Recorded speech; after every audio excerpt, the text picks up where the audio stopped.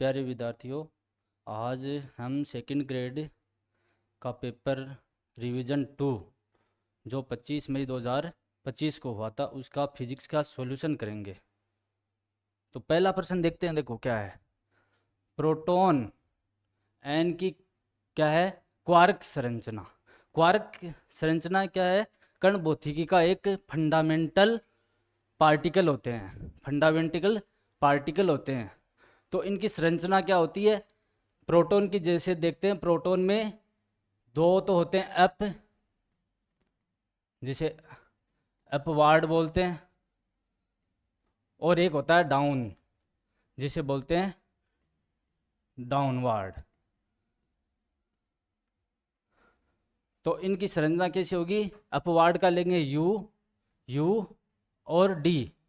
तो हमारा answer tick हो गया यू, यू, डी। अगर जैसे बात करेंगे न्यूट्रॉन का प्रश्न आ जाए, तो न्यूट्रॉन के लिए क्या होगा कि पहले दो होंगे डाउनवर्ड, क्या होंगे, डाउनवर्ड, और एक होगा फिर अपवार्ड, क्या होगा, अपवार्ड, अपवार्ड होगा। तो न्यूट्रॉन के लिए,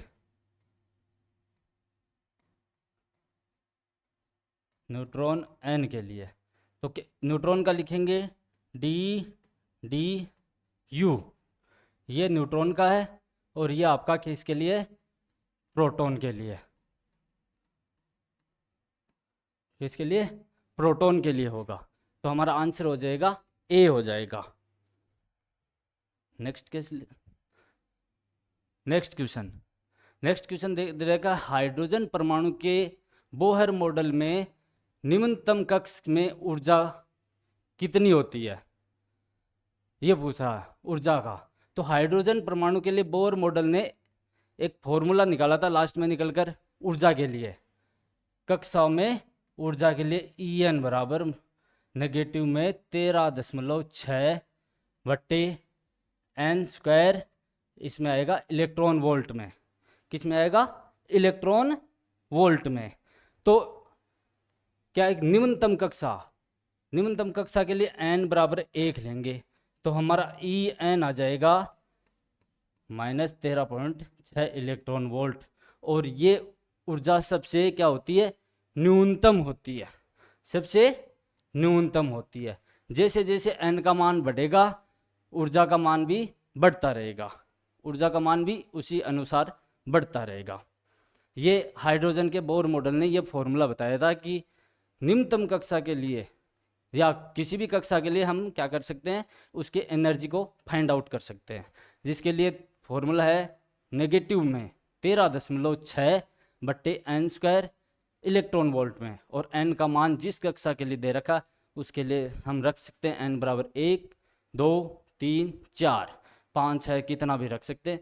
हमें पूछा न्यूनतम कक्षा 1 होती है और उसके लिए लास्ट में रिजल्ट निकल कर आता है 13.1 इलेक्ट्रॉन वोल्ट। तो हमारा आंसर हो गया न्यूनतम होती है, ये सबसे कम ऊर्जा होती है। नेक्स्ट, ये है एक प्रोटॉन तथा एक अल्फा कण की डी ब्रोगली तरंगदैर्घ्य क्या समान है। तो सबसे पहले हमें क्या दे रखा है वो चीज लिख लो, दिया है क्या दे रखा है, डी ब्रोगली तरंगदैर्घ्य लेमडा प्रोटॉन के लिए और लेमडा अल्फा कण के लिए समान दे रखा है। तो हमें क्या पूछा, इनके वेगों का अनुपात, वेगों का कि वेगों का अनुपात क्या होने वाला है। लेमडा पी बराबर लेमडा अल्फा दे रखा है और हमें पूछ रखा है इनके वेगों का अनुपात। तो वी प्रोटॉन के लिए बटे वी आपके अल्फा कण के लिए। तो इसके लिए हम लेमडा कैसे निकालते हैं, डी ब्रोगली ने क्या बताया था, lambda is equal to H upon P. P है संवेग, पी क्या है, संवेग है। तो पी को हम लिख सकते हैं P is equal to M V. जैसे किसके लिए लिख रहे हो आप, प्रोटॉन के लिए, लेमडा प्रोटॉन के लिए, तो क्या हो जाएगा एम पी और वी पी। दूसरी बात, तो इसका फॉर्मूला आ जाएगा आपका lambda P is equal to H बट्टे एम प्रोटॉन के लिए और वी भी प्रोटॉन के लिए। इसी तरह अल्फा कण के लिए लिखेंगे, अल्फा कण के लिए लिखोगे lambda alpha is equal to H बट्टे एम अल्फा और वी अल्फा, एम अल्फा और वी अल्फा।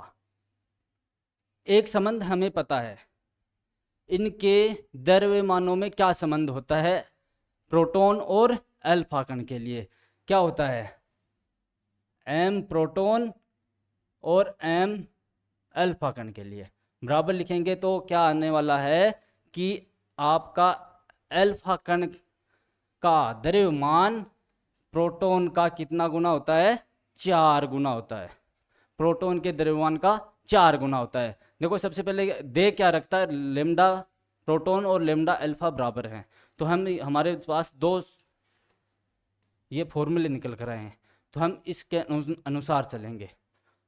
प्रश्न में क्या दे रखा है, लेमडा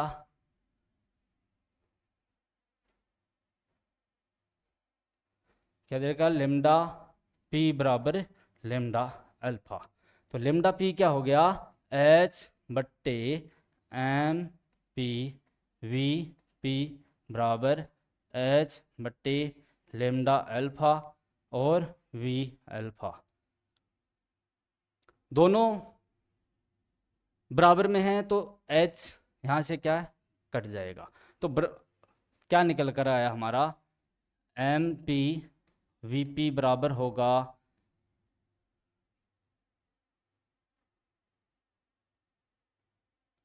ये थोड़ा सा गलत लिख दिया, एम अल्फा वी अल्फा होगा और यहाँ पे आ जाएगा आपका एम अल्फा वी अल्फा।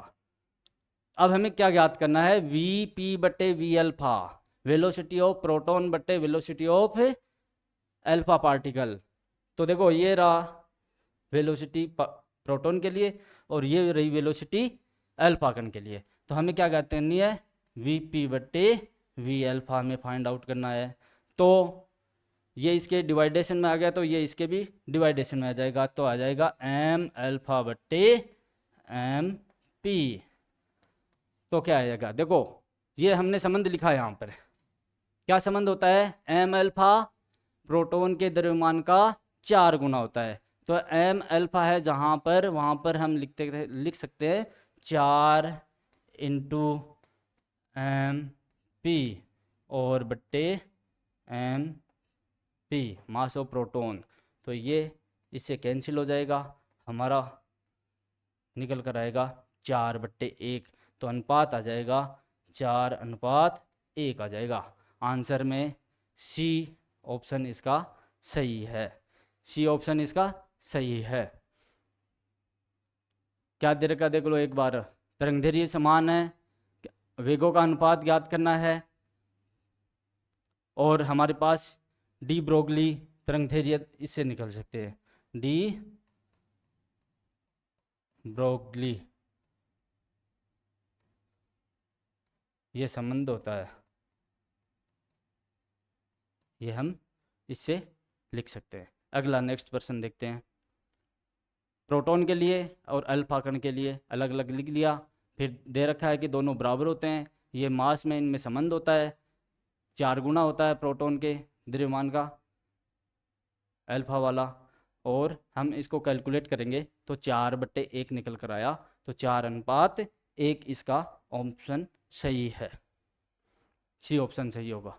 फिर आगे है पाई बेरियन की आइसोस्पिन व विचित्रता क्या होगी, पाई ये माइनस है, पाई माइनस होता है, ओमेगा बोलते हैं इसको, क्या बोलेंगे ओमेगा, और इस पर आवेश होता है -1, इस पर आवेश क्या होगा, ओमेगा बेरियन कण है और इस पर आवेश होता है -1, दे रखा है। उसके बाद में इसकी हमको आइसो स्पिन और विचित्रता देखनी है। इसकी आइसो स्पिन होती है 0। क्या होती है आइसो स्पिन?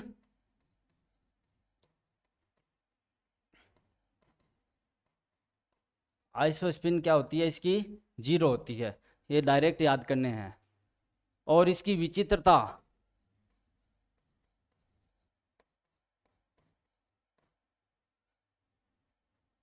इसकी विचित्रता क्या होगी?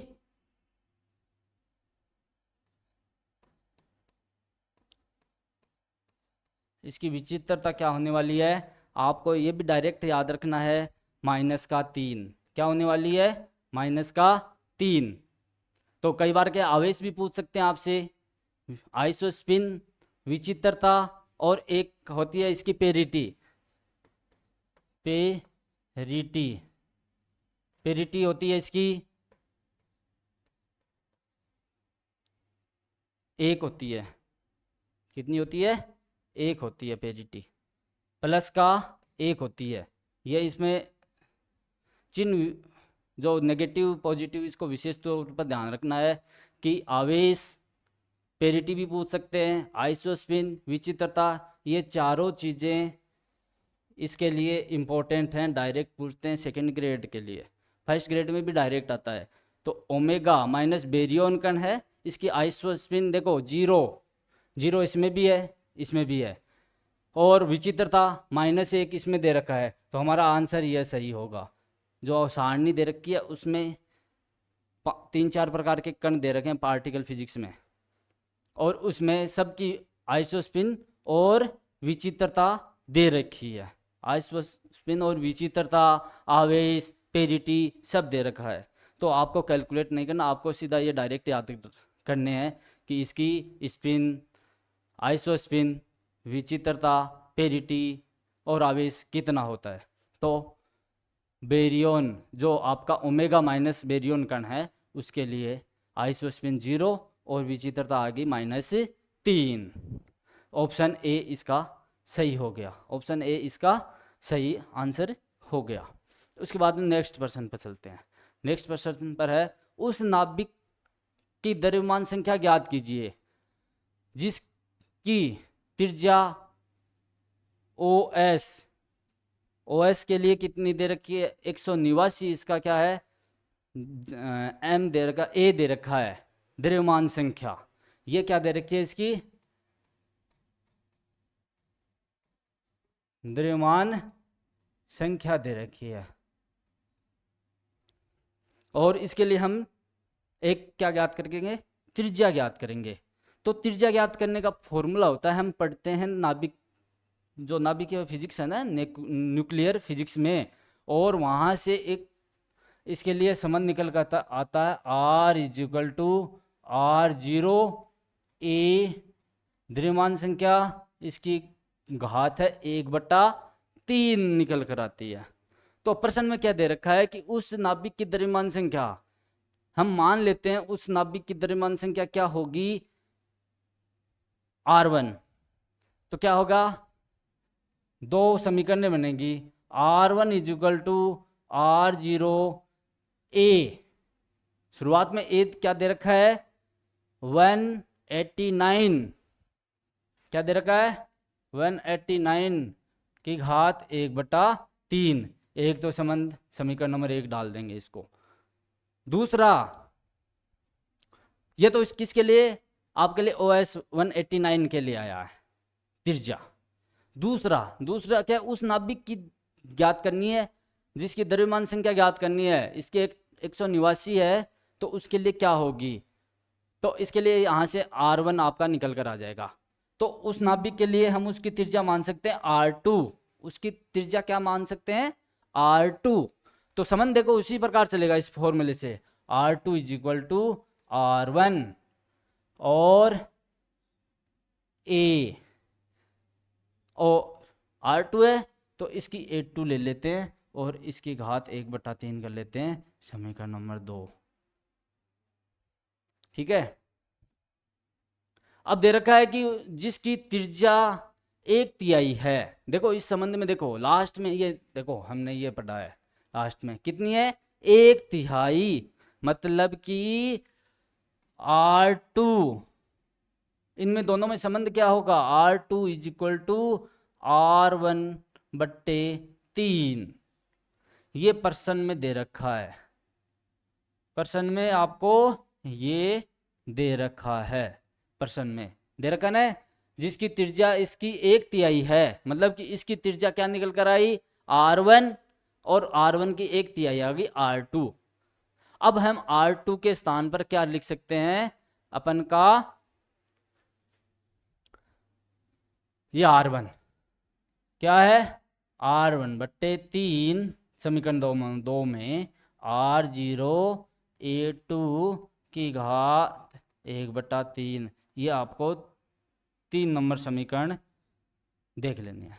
तीसरी बन गई, थोड़ा सा लंबा क्वेश्चन है, लेंदी क्वेश्चन है, लेकिन करेंगे फॉर्मूले से तो हो जाएगा। क्वेश्चन में क्या दे रखा है वो भी इम्पोर्टेंट होता है, समझने वाली बात है कि एक तिहाई है त्रिज्या किसकी, R1 की, जिसके लिए हम ज्ञात कर रहे हैं क्या, द्रव्यमान संख्या ज्ञात कर रहे हैं, और पहले के लिए जिसकी त्रिज्या हमने मानी थी R1, उसकी क्या है, एक तिहाई है। अब देखो समीकरण 1 भी क्या है, R1 में है, समीकरण 2 भी क्या है, R1 में है, तो हम इसकी क्या कर सकते हैं, तुलना कर सकते हैं। क्या करोगे आप, तुलना करोगे, तुलना करोगे तो क्या निकल कर आएगा,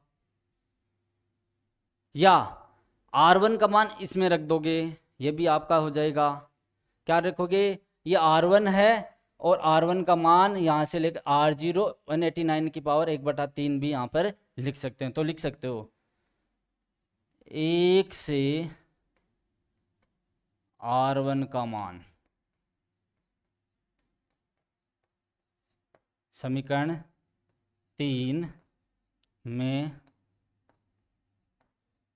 रखने पर रख दो, क्या है, R0/3 हो जाएगी, और 189 की घात 1/3 हो जाएगा, और फिर आ जाएगा दूसरी तरफ क्या, R0A2 हमें ज्ञात करना है कितना है, इसकी घात कितनी हो जाएगी, 1/3 हो जाएगी। अब दोनों तरफ R0 है, इसको हम कैंसिल आउट कर सकते हैं, तो दोनों तरफ इसको कैंसिल आउट कर सकते हैं। अब देखो इधर भी घात 1/3 है और इधर भी घात क्या, 1/3, तो हम इस दोनों तरफ क्या है, इस जो समीकरण है इसको हम क्यूब कर सकते हैं, इसका क्या कर सकते हैं, घन कर सकते हैं। तो घन करोगे आप, घन करोगे तो क्या आएगा, 1/3 है, उसकी घात 3 हो जाएगी, और 189 है, इसकी घात पहले थी कितनी, 1/3, और 3 कर दिया घन में। क्या करोगे, घन करने पर कैसे, दोनों पक्षों का, दोनों पक्षों का घन करेंगे तो क्या आएगा, ये थोड़ा क्या है कि 3/3, क्या आ जाएगा, 1 आ जाएगा, इधर से भी 1 आएगा, लेकिन इसकी घात कितनी हो जाएगी, 3 का क्यूब करोगे, 1 का क्यूब आएगा 1, नीचे आएगा 3 का क्यूब करोगे तो आएगा 27, क्या आएगा, 27। तो यहाँ से निकल कर आएगा 189/27 बराबर A2, क्या आया, बराबर A2। अब 189 में 27 का भाग लगाओगे तो आपका उस नाभिक की द्रव्यमान संख्या निकल आएगी 7। 27 को 7 से गुणा करेंगे तो 189 आ जाएगा, और हमारा आंसर सी करेक्ट होगा। आंसर क्या होगा, सी करेक्ट होगा। थोड़ा सा क्या है कि कैलकुलेटिव क्वेश्चन है, कैलकुलेशन इसमें है, फॉर्मूले बेस चलोगे, जो प्रश्न में दे रखा है प्रश्न के अनुसार हम चलेंगे तो ये प्रश्न बन जाएगा। अगर कहीं पे भी थोड़ी बहुत सिली मिस्टेक हो सकती है तो प्रश्न बाद में नहीं बनेगा, टाइम लगता है इस प्रकार के प्रश्नों में, और आते हैं एग्जाम में इस टाइप के लेंथी प्रश्न परीक्षा में आने वाले हैं। फिर नेक्स्ट प्रश्न पर चलेंगे। नेक्स्ट प्रश्न आपका क्या है? विराम में स्थित नाभिक क्या है? विराम में है, दो भागों में टूटेगा और जिनकी त्रिज्याएं 1:2 के अनुपात में हैं, तो इनकी चालों का अनुपात ज्ञात करना है। देखो कोई नाभिक है, विराम में स्थित है, गतिशील नहीं है, और ये टूटेगा, ये टूटेगा दो भागों में, और दो भागों में टूटेगा तो इनका क्या है? वेग अलग अलग होंगे। एक का वेग v1 हो जाएगा, एक का वेग v2 हो जाएगा। इनके क्यों अलग अलग साइज के हैं? तो इनकी एक की त्रिज्या r1 हो जाएगी, दूसरे की त्रिज्या r2 हो जाएगी। तो क्या है? दो भागों में टूटता है। पहले इसमें क्या है? विराम में था तो वेलोसिटी 0 थी, जैसे ही टूटा दोनों पिंड, या आप मान सकते हो नाभिक हैं, दो भागों में टूटेंगे तो दोनों का वेलोसिटी अलग अलग और त्रिज्याएं भी अलग अलग होंगी। हमें क्या दे रखा है? इन त्रिज्याओं का अनुपात दे रखा है। त्रिज्याओं का अनुपात क्या दे रखा है? r1 अनुपात r2 दे रखा है। क्या है? 1:2, 1:2 दे रखा है। देखो अब है इसमें क्या है? संवेग संरक्षण का नियम लगता है। कौन सा नियम लगेगा? संवेग संरक्षण।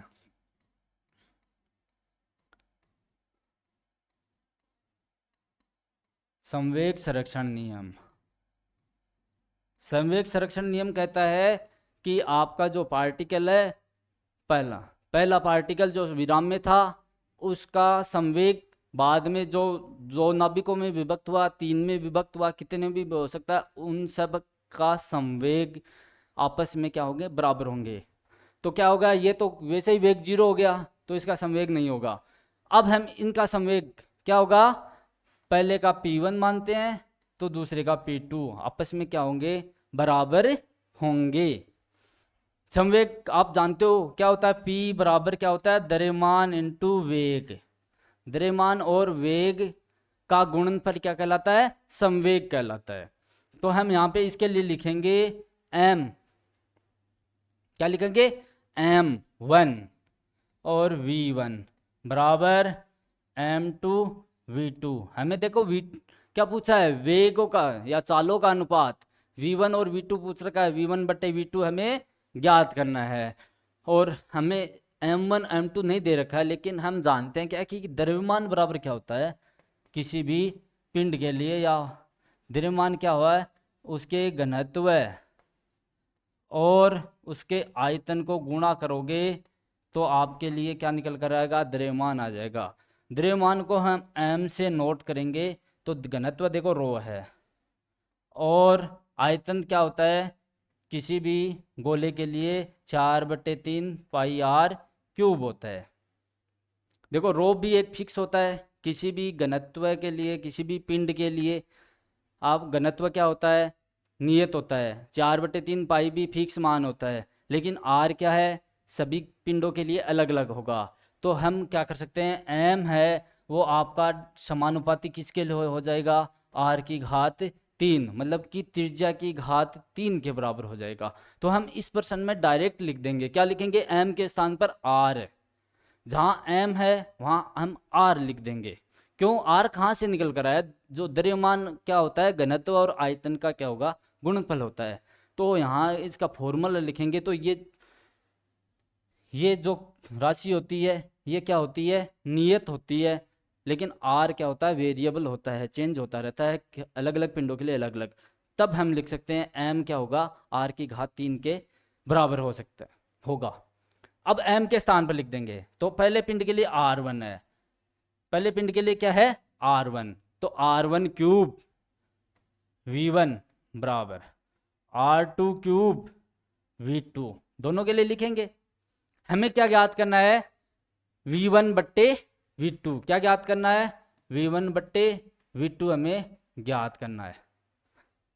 v1/v2 हमें ज्ञात करना है। देखो V1/V2 कैसे आएगा, V2 को इधर ले आएंगे तो क्या आएगा V1, ये इसमें डिवाइडेशन में आ जाएगा, V2 भाग में आ जाएगा। तो R1 क्या है, R2 के डिवाइडेशन में आ जाएगा, R2 क्यूब और ये R1 का क्यूब आ जाएगा। अब देखो हमें R1/R2 दे रखा है, R1 अनुपात R2 दे रखा है, तो R2 अनुपात R1 क्या हो जाएगा, R2/R1 क्या हो जाएगा, 2/1, 2/1। जैसे इसमें मान रखोगे 2/1 और इसके करोगे हम क्यूब, क्या करेंगे, घन करेंगे इसका क्यूब, तो क्या आएगा, 2 की क्यूब आपको पता है 8 होता है और 1 की क्यूब 1 ही होता है, तो उनके चालों का अनुपात क्या आने वाला है, 8/1। ऑप्शन 1 इसका टिक है। देखो अगर आपने थोड़ा सा भी इसमें सिली मिस्टेक कर दिया तो 1:8 भी दे रखा है, 1:8 भी दे रखा है और आपका आंसर गलत हो जाएगा, छोटी सी भी मिस्टेक से आपका आंसर गलत हो जाएगा। तो थोड़ा ध्यान से करना है, कहाँ अगर आपने R1/R2 लिख दिया तो आपका 1:8 भी आ जाएगा, आप कहोगे नहीं सर ये तो मेरा सही था, लेकिन क्या है वैसे हम कैलकुलेट करेंगे तो आएगा 8:1 आने वाला है, और ऑप्शन 1 इसका सही आंसर है। अगला प्रश्न देखो, प्रति न्यूक्लियन बंधन ऊर्जा, माध्य बंधन ऊर्जा किस नाभिक के लिए अधिकतम होगी, किस नाभिक के लिए प्रति न्यूक्लियन बंधन ऊर्जा, देखो हीलियम नाभिक है और ऑक्सीजन है, ये क्या है, हल्के नाभिक होते हैं, हल्के नाभिक होते हैं तो इनकी बंधन ऊर्जा भी क्या होती है, कम होती है। जो क्या दे रखा है, 2He4 और 8 ऑक्सीजन 16, इनकी क्या है प्रति न्यूक्लियन, क्या है ये हल्के नाभिक है, हल्के नाभिक है।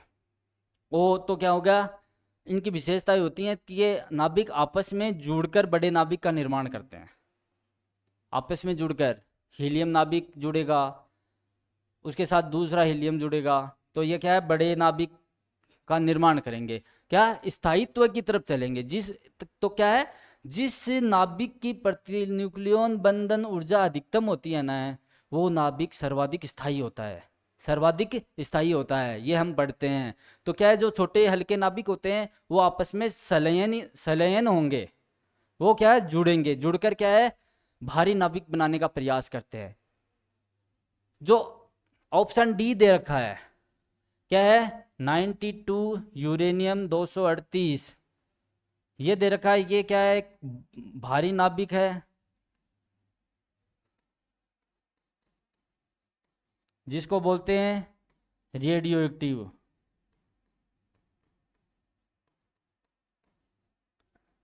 रेडियो एक्टिव नाभिक। क्या होता है रेडियो एक्टिव नाभिक, 81 से स्टार्ट होते हैं, 80 से अबाव, जिनका क्या परमाणु क्रमांक कितना हो 81 से अधिक, 80 या 80 से अधिक होते हैं ना, वो क्या है भारी नाभिक होते हैं, रेडियो एक्टिव नाभिक होते हैं। तो वो उनकी विशेषताएं क्या होती हैं, वो विखंडित होते हैं, टूटते हैं, और टूट कर क्या है हल्के नाभिक, क्या बीच के नाभिक। अब देखो 20, जिनका परमाणु क्रमांक 20 होता है ना, उससे कम, और 80 से 81 या 80 मान लो कि 80 से ऊपर, 80 या 81 जितना भी हो, 80 से ऊपर वाले नाभिक क्या होंगे, ये तो विखंडन होगा, ये संलयन होगा। आप पढ़ते हो ना विखंडन अभिक्रियाएं, नाभिकीय संलयन अभिक्रियाएं, ये होगी। अब जो बचा है बीच का नाभिक 26, आयरन 56,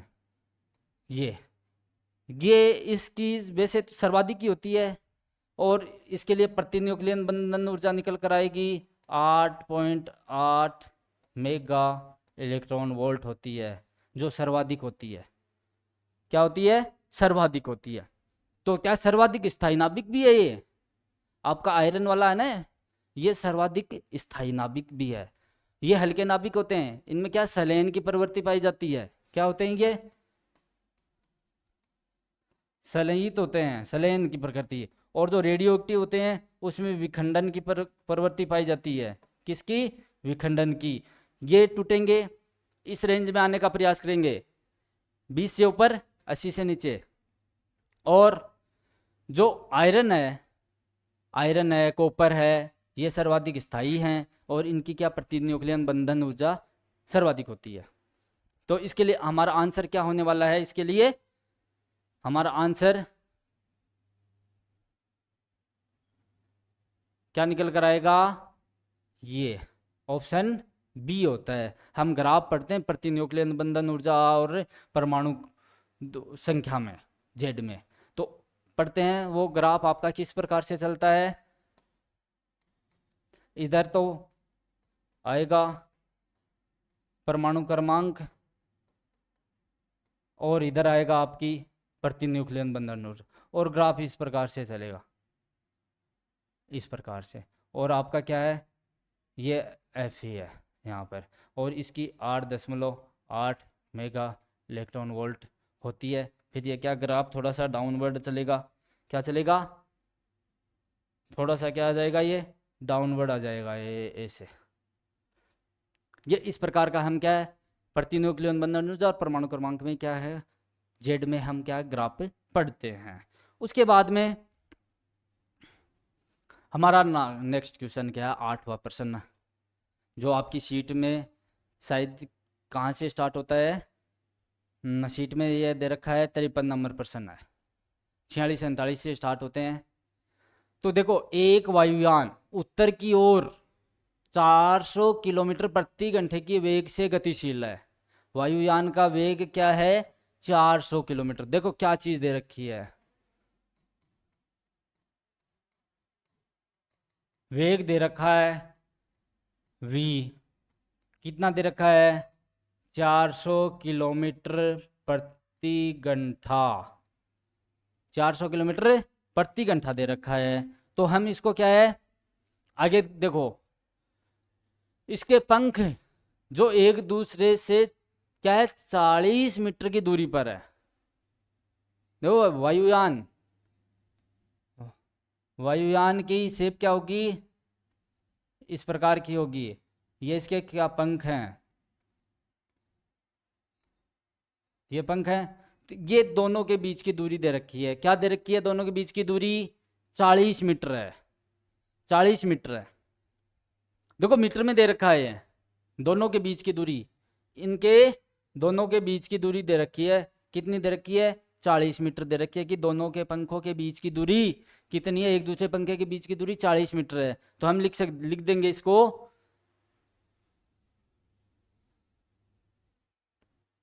डी का समझ में आ गया क्या है, इसके बीच की दूरी क्या लिखेंगे? 40 मीटर। तो बीच की दूरी को क्या लिख देंगे? 40 मीटर। तीसरी चीज दे रखा है, दिया गया है कि पृथ्वी के चुंबकीय क्षेत्र की तीव्रता बी दे रखा है, चुंबकीय क्षेत्र की तीव्रता बी 0.36 गुणा 10 की घात -4 टेस्ला। क्या दे रखा है? 0.36 गुणा 10 की घात 4 का टेस्ला दे रखा है। तो सबसे पहले क्या करेंगे, ये जो वेग है किस में दे रखा है? किलोमीटर प्रति घंटे में दे रखा है। तो हम इसको क्या करेंगे, मीटर प्रति सेकंड में लेकर आएंगे। क्यों? क्योंकि ये भी ऐसा ही मात्रक है, ये भी ऐसा ही मात्रक है, तो इसको भी हम उसमें चेंज करेंगे। तो कैसे करोगे आप? वेग v बराबर 400 किलोमीटर प्रति घंटे को हम करेंगे 5/18 से मल्टीप्लाई करके आओगे, 5/18 से आप इसको सोल्व करोगे तो ये आपका निकल कर आएगा 111.11 मीटर प्रति सेकेंड है, 111.11 मीटर प्रति सेकेंड निकल कर आएगा। अब हमारे पास हमें क्या ज्ञात करना है? विभवांतर ज्ञात करना है। क्या ज्ञात करना है? विभवांतर। तो विभवांतर का सूत्र हम पढ़ते हैं, विभवांतर v बराबर, जब ये टेस्ला इसमें चुंबकीय क्षेत्र दे रखा है ना, चुंबकीय गति के उसमें पढ़ते हैं BLV। अगर मतलब कि इनमें कुछ कोण भी दे रखा है ना, तब भी हम क्या लिख सकते हैं? BLV cos थीटा लिख सकते हैं। तो हमें थीटा तो दे ही नहीं रखा वैसे ही, तो क्या है बी एल वी। बी भी दे रखा है, क्या दे रखा है मान रख दो 0.36 गुणा 10⁻⁻⁴। एल दे रखा है 40 और वी का मान दे रखा है 111.1111। अब इसको हम सोल्व करेंगे। सोल्व करने पर गुणा करोगे, सोल्व करने पर आपको पास निकल कर आएगा 0.16 क्या आएगा वोल्ट। विभवांतर का मात्रक क्या होता है वोल्ट निकल कर आएगा। ये कैलकुलेशन करेंगे तब निकल कर आएगा। तो क्या अपन का आंसर क्या है सी आंसर इसका क्या हो जाएगा सही हो जाएगा 0.16 वोल्ट। ये सूत्र इसमें लगेगा विभवांतर V बराबर बी एल वी। हम किस में पढ़ते हैं मैग्नेटिज्म वाले में पढ़ते हैं। क्या है इसमें चुंबकीय क्षेत्र की दे रखा है तो क्या विभवांतर पूछ लिया, तो ये संबंध होता है बी एल वी। अगला प्रश्न क्या दे रखा है किसी तार का प्रतिरोध R है।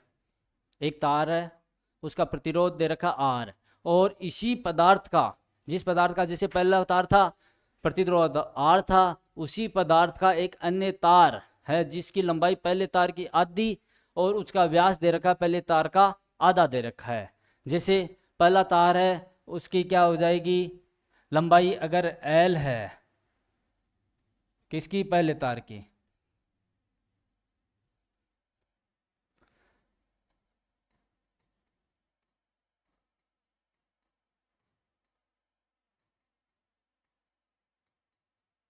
लंबाई L है तो दूसरे की हो जाएगी क्या हो जाएगी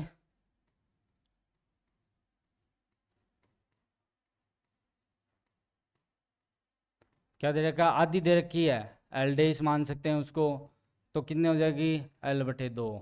और क्या दे रखा है व्यास दे रखा है, पहले का व्यास अगर D मानते हैं, व्यास पहले का क्या मान लिया हमने D मान लिया, तो दूसरे का क्या आ जाएगा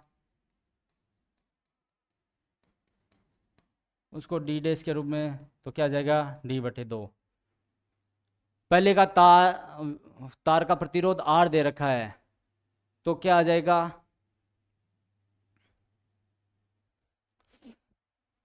तो क्या दूसरे का प्रतिरोध हमें पूछा है, दूसरे तार का क्या पूछा है प्रतिरोध पूछा है। तो प्रतिरोध का हम पढ़ते हैं कि कैसे निकालोगे प्रतिरोध तार का, प्रतिरोध R बराबर रो L/A कि उसकी लंबाई और अनुप्रस्थ काट क्षेत्रफल उसका अनुपात और इसकी ये रो क्या है प्रतिरोधकता, क्या है प्रतिरोधकता, प्रतिरोधकता है। अब देखो रो क्या है प्रतिरोधकता है कि भाई तार की प्रतिरोधकता है, तो आपको प्रश्न में दे रखा है कि उसी पदार्थ का दूसरा तार है तो प्रतिरोधकता समान होगी, रो का मान क्या हो जाएगा समान हो जाएगा दोनों तारों के लिए। तो हमें दूसरे तार के लिए लिखेंगे, देखो पहले के लिए हमने L माना, एरिया को हम सूत्र होता है क्या होता है एरिया का सूत्र होता है πr², क्या होता है πr², और R आपका यहाँ से निकल आ जाएगा व्यास का क्या होता है आधा होता है, आपका त्रिज्या क्या होती है व्यास की आधी होती है। तो हम दूसरे तार के लिए लिखेंगे, देखो प्रतिरोध R डेस, रो समान रहेगा L डेस और A डेस, तो लिखोगे आप रो L डेस πr डेस का स्क्वायर। क्यों पहले के लिए R मान रहे हैं तो दूसरे के लिए, तो अगर इसकी त्रिज्या R है तो इसकी क्या हो जाएगी R डेस, पहले की R है, इसकी अगर त्रिज्या की बात करेंगे तो R है तो इसकी त्रिज्या कितनी हो जाएगी R/2 हो जाएगी। अब देखो जो दे रखा L डेस का मान कितना दे रखा है L/2, R डेस का R/2, दोनों ही क्या हो रहे हैं आधे हो रहे हैं, तो इसमें मान रख दो तो हमारे पास आर डैश निकल कर आ जाएगा रो एल बटे 2 बटे पाई आर स्क्वायर बटे 4, पाई आर स्क्वायर बटे 4 आएगा। इसको थोड़ा सा कैलकुलेट करेंगे, 4 ऊपर जा जाएगा, 2 नीचे आएगा, तो क्या आएगा आर डैश बराबर रो एल इंटू 4 ऊपर जाएगा और 2 पाई आर स्क्वायर, तो आएगा 2 का इसमें भाग लग जाएगा, तो आ जाएगा 2 रो आपका एल बट्टे पाई आर स्क्वायर। ये आपको पता है क्या है, रो एल बट्टे पाई आर स्क्वायर, ये रहा, यहाँ पे रखोगे ना तो ये आ जाएगा रो एल बट्टे पाई आर स्क्वायर। देखो ये क्या है, आर है, तो हम इसको क्या लिख देंगे आर, तो आ जाएगा हमारे पास नया प्रतिरोध दूसरे तार के लिए आ जाएगा 2R। ऑप्शन में है क्या 2R, ऑप्शन में रहा 2R, ऑप्शन ए इसका सही हो जाएगा, ऑप्शन ए सही हो जाएगा। नेक्स्ट प्रश्न क्या दे रखा है, संलग्न, हमारे पास एक सर्किट दे रखा है और इसमें 1 ओम प्रतिरोध ये बीच में Q और S के मध्य है, तो इसमें प्रवाहित धारा का मान हमें पूछा है। धारा इसमें बह रही है 5 एम्पियर की, कितने एम्पियर की बह रही है, 5 एम्पियर की धारा प्रवाहित हो रही है। तो देखो इसको थोड़ा सा हम हल करने की कोशिश करते हैं, तो हल करेंगे। सबसे पहले हमारे पास एक हम पढ़ते हैं व्हीट स्टोन ब्रिज, क्या पढ़ते हैं व्हीट स्टोन ब्रिज, उसका प्रतिबंध देखते हैं। अगर वो बन रहा है तो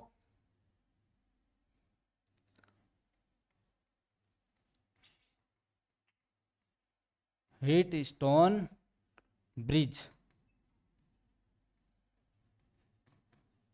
संतुलन, या व्हीट स्टोन सेतु भी पढ़ते हैं आप, क्या पढ़ते हो सेतु। संतुलन क्या होता है, R1 बट्टे R2 बराबर R3 बट्टे R4। देखते हैं ये लगता है या नहीं, अगर नहीं लगता है तब हम क्या है तुल्य प्रतिरोध ज्ञात करके वैसे करेंगे। अगर लग जाता है तब क्या है, ये क्या आपका सर्किट है ये किस में रहेगा, संतुलन में। सर्किट क्या रहेगा, संतुलन में। और जब सर्किट संतुलन में होता है तो इस जो बीच का प्रतिरोध है क्यों और इसका इसका कोई महत्व नहीं रहता है। क्यों, क्योंकि धारा इधर से बह जाएगी और ये धारा इधर से बह जाएगी।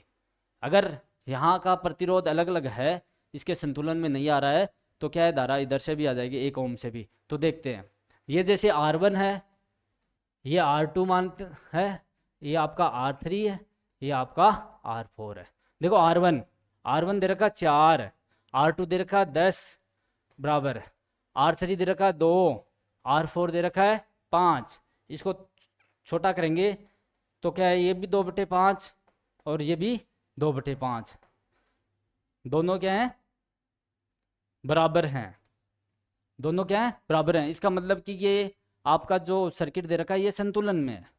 संतुलन में होगा तो Q और S के मध्य जो प्रतिरोध दे रखा है उसका कोई महत्व नहीं रहता है, और इस तो महत्व ही नहीं रहेगा, ये सर्किट हट जाएगा, काम ही नहीं करेगा, ये काम ही नहीं करेगा।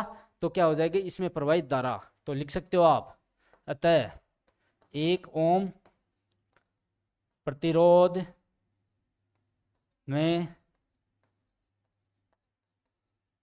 प्रवाहित धारा क्या आ जाएगी, 0 एम्पियर की होगी। कितनी हो जाएगी, 0 एम्पियर की धारा प्रवाहित होगी इसमें। नेक्स्ट क्वेश्चन में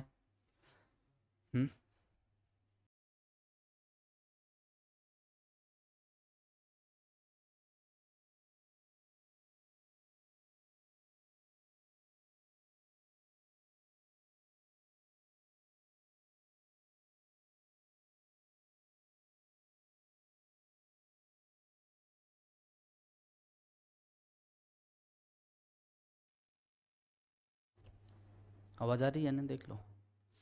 नेक्स्ट प्रश्न देखते हैं। नेक्स्ट प्रश्न क्या है, किरचॉफ का प्रथम नियम और द्वितीय नियम आधारित है। तो क्या है, किरचॉफ का प्रथम नियम आवेश को संरक्षित करता है। प्रथम नियम, प्रथम नियम किसको, आवेश को, और आपका द्वितीय नियम क्या करेगा? ऊर्जा संरक्षण। तो देखो, प्रथम नियम आवेश, द्वितीय नियम ऊर्जा, तो इसी में है। इसमें दे रखा धारा और ऊर्जा, ये भी नहीं है। द्रव्यमान आवेश संरक्षण, ये भी नहीं है। तो क्या है? प्रथम नियम आवेश और द्वितीय नियम ऊर्जा संरक्षण को सुरक्षित करता है। ये तो डायरेक्ट है, प्रश्न बहुत बार आता है, ये इंपॉर्टेंट प्रश्नों में है।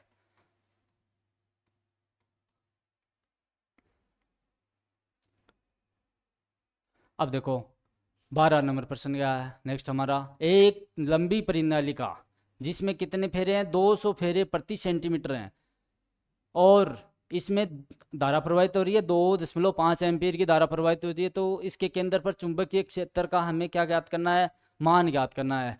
तो चुंबकीय क्षेत्र का मान क्या होता है? हम पढ़ते हैं चुंबकीय क्षेत्र किसी भी परिनालिका के लिए B = μ0 n I। I धारा है, μ0 का मान हमें दे रखा है 4 पाई × 10⁻⁷। n का मान कितना दे रखा है? देखो n का मान दे रखा है इसने 200 फेरे प्रति सेंटीमीटर है। 200 फेरे प्रति सेंटीमीटर है, तो हम इसको किस में कन्वर्ट करेंगे? मीटर में, क्योंकि सभी SI मात्रक हैं। तो SI मात्रक में कन्वर्ट करोगे आप, तो आपको पता है सेंटीमीटर को मीटर में चेंज करेंगे तो 100 से गुणा करना पड़ेगा। इसको भाग लगाएंगे तो ऊपर 100 से गुणा हो जाएगा, तो आ जाएगा फेरे प्रति मीटर आएगा। अब सेमी नहीं लिखेंगे, क्या लिखेंगे? मीटर लिखेंगे। थोड़ा सा और इसको आगे करेंगे, 1 2 3 4 10⁴ आ गया फेरे प्रति मीटर में। और आई भी दे रखा है, आई कितना दे रखा है? 2.5 एम्पियर। और μ0 का मान भी इसने दे रखा है 4 पाई × 10⁻⁷ वेबर बटे कूलाम मीटर × एम्पियर। तीनों मान इसमें रखेंगे तो B आपके पास निकल कर आएगा 4 पाई × 10⁻⁷ 2.5 × 2 × 10⁴। इसको कैलकुलेट करोगे, 2 को इससे 25 से 50, 5 आएगा, 5 को करेंगे 4 से 20, क्या आएगा? 20 पाई × 10⁻⁻3 7। ये माइनस का है, ये प्लस का है, तो हो जाएगा इसमें घट जाएगा और माइनस का चिन्ह रहेगा। पाई थोड़ा सा कैलकुलेट करेंगे, आपको पता है 220 × 6 क्या हो जाएगा? पाई का मान 3.14 × 10⁻⁻3। तो क्या आ जाएगा? ये 1 10 और इसको हम 2 लिख देंगे। करोगे गुणा, क्या लिखोगे? 6.28 × 10⁻। अब देखो ये प्लस का है, ये भी माइनस का है, ये माइनस का है तो 2। आगे क्या आ जाएगा? वेबर बटे मीटर स्क्वायर। ये आप ऑप्शन का किस में है? B नंबर में, 10⁻⁻2। 10⁻⁻2। इसमें 2 ऑप्शन सेम हैं, 2 ऑप्शन समान है, होने नहीं चाहिए लेकिन समान हैं। तो 10⁻1 हो सकता है -3 हो जाए, देख लेना कौन सा आंसर है, लेकिन आएगा यही, चाहे B का हो चाहे C का हो। नेक्स्ट क्वेश्चन, कोई आवेशित कण है, चार्ज पार्टिकल है, जो एक समान चाल से गति कर रहा है। तो अगर कोई आवेशित कण है,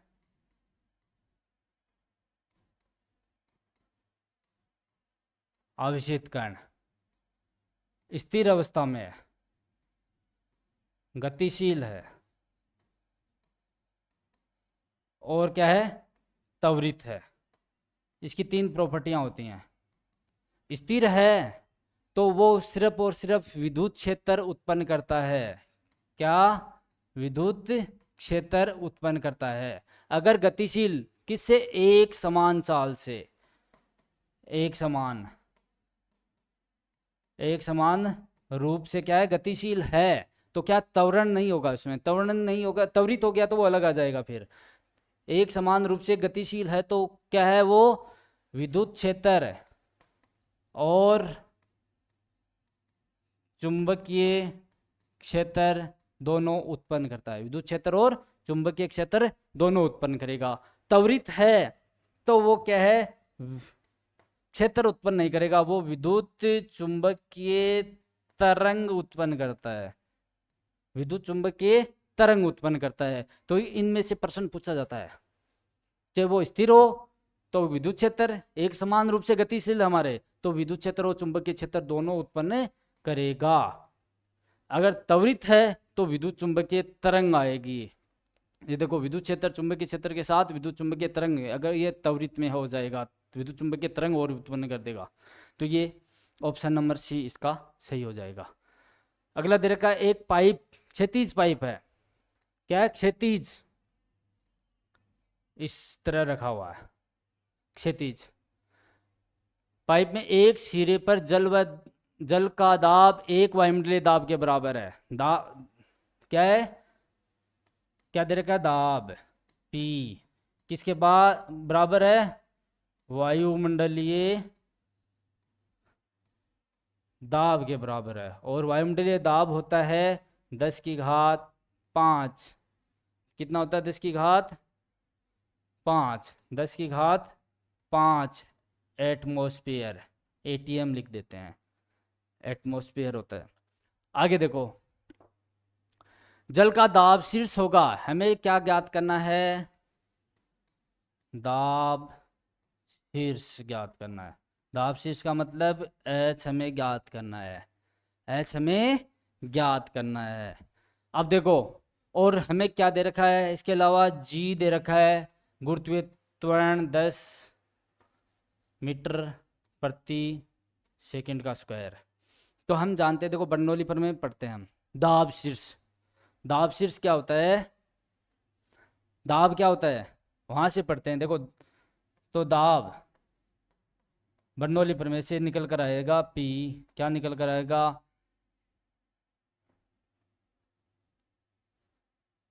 रो G H, और हमें ये H ज्ञात करना है। तो H आप लिख सकते हो, H बराबर P/ρg। देखो ये दे रखा है, दाब दे रखा है ना, वायुमंडलीय दाब। ये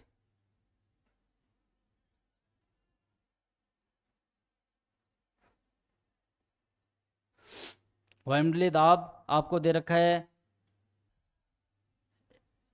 10⁵5, तो रख दो। क्या रखोगे? 10⁵5 बट्टे रो का मान। रो का मान आपको पता है, रो का मान क्या होने वाला है? किसके लिए? पानी के लिए। पानी के लिए रो का मान, पानी का घनत्व, रो होता है 10⁵3 kg बटे मीटर क्यूब होता है। 10⁵3 kg बटे मीटर क्यूब होता है। तो रखेंगे 10⁵3 और G का मान भी 10 दे रखा है। तो S निकल कर आएगा, यह 10⁵4 ऊपर जाएगा -4, तो हो जाएगा 10 मीटर। क्या निकल कर आएगा? 10 मीटर। ऑप्शन डी आपका सही है। बर्नौली प्रमेय में ये आता है सूत्र, दाब बराबर क्या होता है? रो जी एच आएगा। रो क्या है? आपका घनत्व है, G ग्रेविटी है, H हमें पूछ रखा दाब शीर्ष होता है, दाब शीर्ष। तो ये H का मान पूछ रखा है। अगला दे रखा है, दो तार समान लंबाई एवं समान पदार्थ के हैं। देखो समान लंबाई है दोनों तारों की। क्या दे रखा है? L1 बराबर L2, और समान पदार्थ है तो रो बराबर रो1 रो2 बराबर हो जाएंगे, ये भी L के बराबर। और त्रिज्याएं दे रखी हैं, R1 बटे R2 कर सकते हो 1/2। क्या दे रखी है? R और 2R, R और 2R। तो इनके विशिष्ट प्रतिरोधों का अनुपात हमें ज्ञात करना है। किसका? विशिष्ट प्रतिरोधों का अनुपात ज्ञात करना है। देखो ये तो विशिष्ट प्रतिरोध। विशिष्ट प्रतिरोध क्या होते हैं? ये किसी भी पदार्थ जिससे तार बना होता है, ये उसका आंतरिक गुण है। किसका? हम लिख सकते हैं विशिष्ट प्रतिरोध होता है वो किसी पदार्थ का क्या होता है? आंतरिक गुण होता है। तो आंतरिक गुण हो गया तो क्या हो गया? तो विशिष्ट प्रतिरोध पदार्थ की प्रकृति पर निर्भर नहीं करता।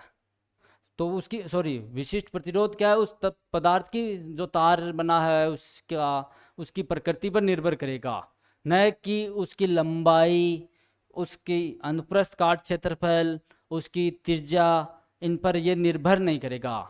लंबाई पर भी निर्भर नहीं करेगा कि तो क्या हो गया? आंतरिक गुण हो गया। तो ये सिर्फ किस पर निर्भर करेगा? पदार्थ की प्रकृति पर निर्भर करता है। प्रकृति पर निर्भर रहेगा, उसके लंबाई, उसकी अनुप्रस्थ काट क्षेत्रफल, त्रिज्या, घनत्व, इन पर यह निर्भर नहीं करेगा। तो इसका क्या हो गया? विशिष्ट प्रतिरोधों का अनुपात ये समान रहेगा। क्या आ जाएगा? 1:1 इसका रहने वाला है। समान पदार्थ के हैं तो वैसे ही आ गया ये। रो 1 रो 2 पहले ही लिख दिया था हमने। 16 नंबर प्रश्न दे रखा है, गेंद ए का व्यास गेंद बी का आधा है। क्या दे रखा है? जैसे व्यास दे रखा है, गेंद ए का व्यास हम डी ए लिख सकते हैं, गेंद बी का व्यास हम लिख सकते हैं डी बी। संबंध क्या दे रखा है? आधा है। किसका?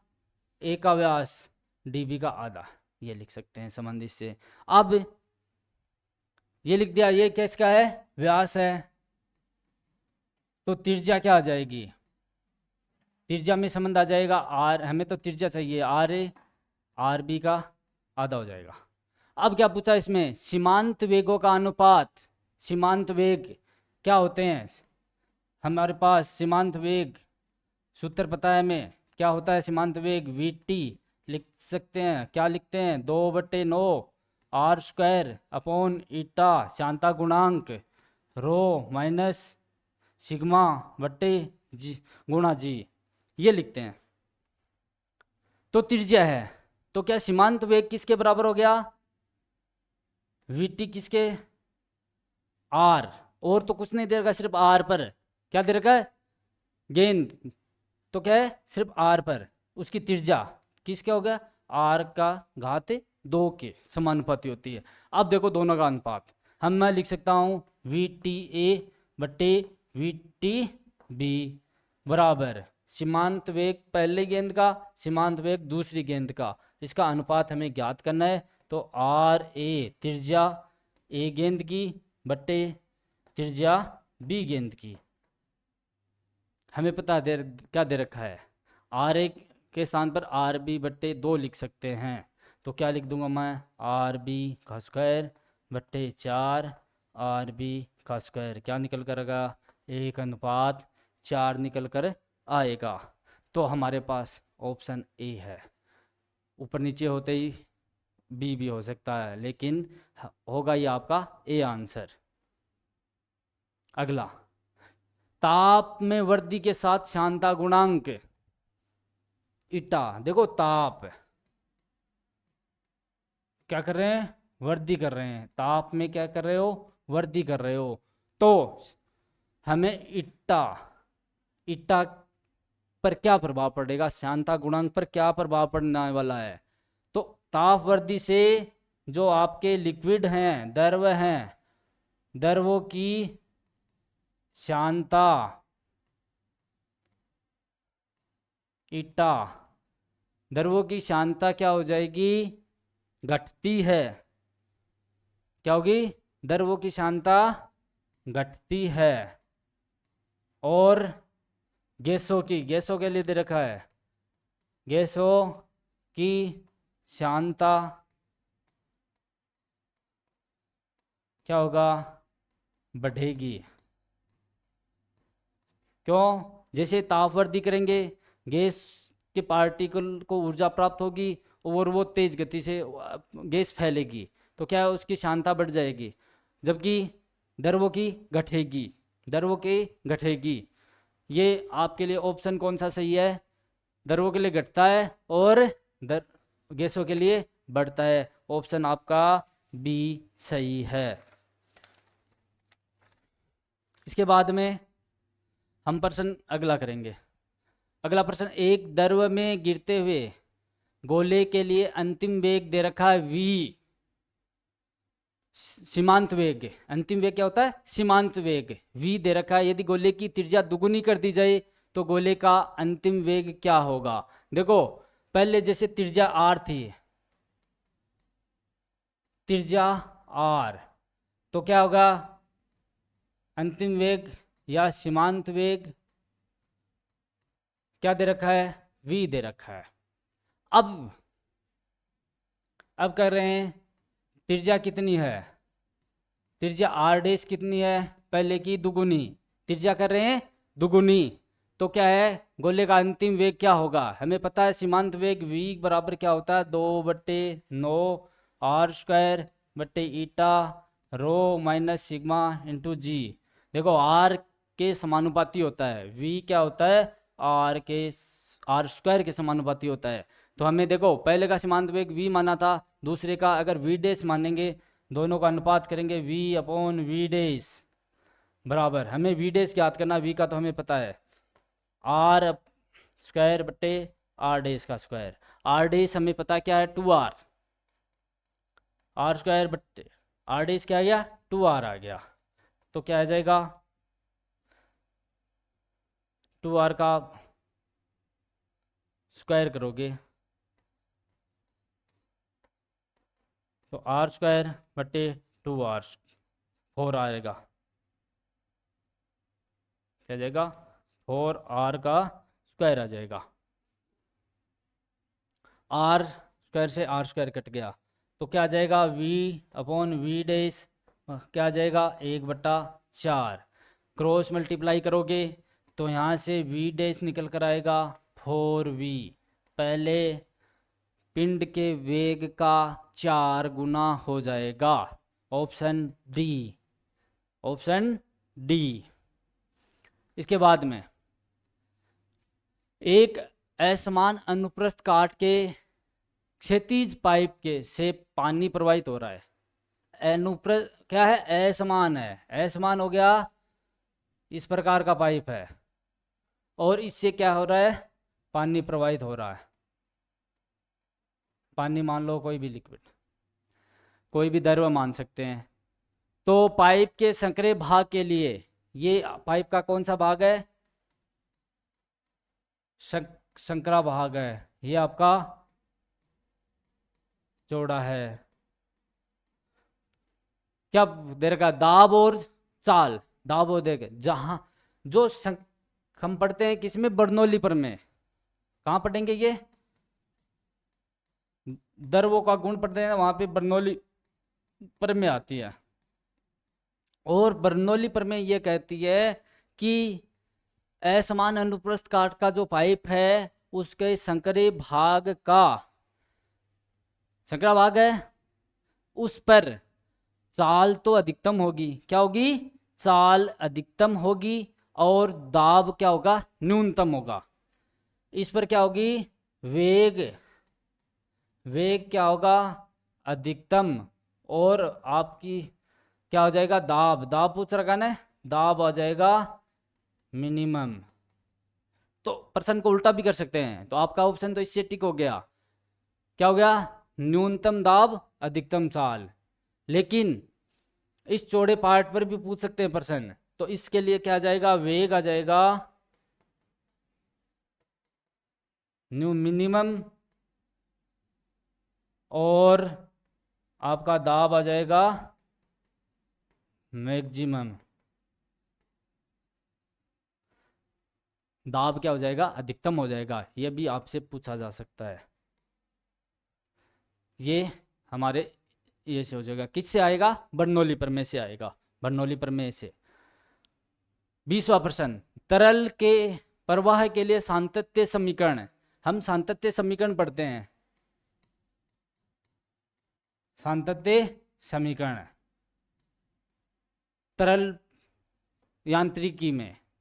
तो सातत्य समीकरण क्या होता है, A1V1 बराबर A2V2, और ये समीकरण है किस राशि का संरक्षित करती है, ये करती है द्रव्यमान का। किसका करेगी, द्रव्यमान संरक्षित रहता है, संरक्षण करता है, द्रव्यमान का क्या करेगा, संरक्षण करेगा। तो हमारे के लिए ऑप्शन ए एक सही हो जाएगा इसके लिए। अगला प्रश्न, समान पदार्थ के की दो क्या है, गोलाकार गेंद हैं, समान पदार्थ की हैं, जिनका द्रव्यमान क्रमशः क्या है, m और 8m है। द्रव्यमान क्या दे रखा है, m1 कितना दे रखा है m, और m2 कितना दे रखा है 8m। दो गेंद हैं, उनका द्रव्यमान दे दिया, समान तरल में गिरती हैं, कोई पात्र में तरल पदार्थ है उसमें छोड़ेंगे गिरेंगी। तो प्रथम गेंद का सीमांत वेग क्या है, प्रथम गेंद का सीमांत वेग क्या है, क्या दे रखा है, सीमांत वेग किसके लिए, फर्स्ट गेंद के लिए क्या दे रखा है, vt लिखते हैं ना, तो v दे रखा है। तो द्वितीय गेंद का हमें पूछा है सीमांत वेग किसके लिए, सेकंड गेंद के लिए, क्या हो जाएगा, तो vt डैश लिख देंगे, हमें ये ज्ञात करना है। तो हमें सीमांत वेग का वही सूत्र लगाना है, पीछे 2-3 प्रश्नों में कर लेते। vt क्या होता है, 2/9 r² बट्टे ईटा रो माइनस सिग्मा इंटू जी। देखो इतनी देर तक तो हम क्या कर रहे थे, सर नींद आ गई,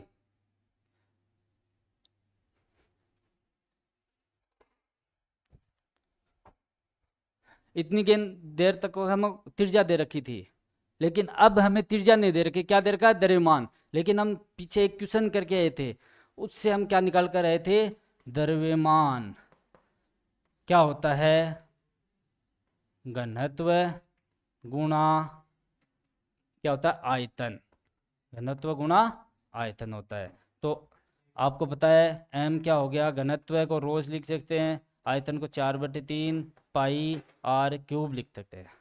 तो क्या यहाँ से देखो त्रिज्या आ जाएगी, यहाँ से त्रिज्या आ जाएगी, यहाँ से क्या आ जाएगी, त्रिज्या आ जाएगी, और